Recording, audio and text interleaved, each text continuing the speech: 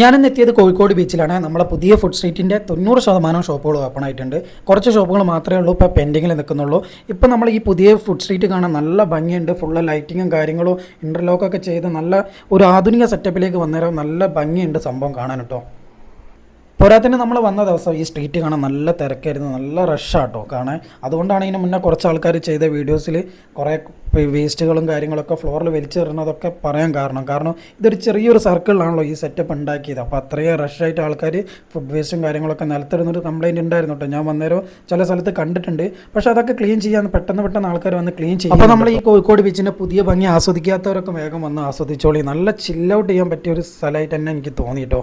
അപ്പം വരാത്തവരൊക്കെ വേഗം വന്നിട്ട് നമ്മൾ കോഴിക്കോട് ബീച്ചിൻ്റെ പോരായ്മകളോ എന്തൊക്കെ ഇനി ഇതിലേക്ക് വരുത്താമെന്നുള്ള കാര്യങ്ങളോ നിങ്ങൾക്ക് ഈ കാര്യം ഇഷ്ടപ്പെട്ടോ എന്നുള്ളതൊക്കെ ഒന്ന് കമൻറ്റ് ചെയ്യട്ടോ.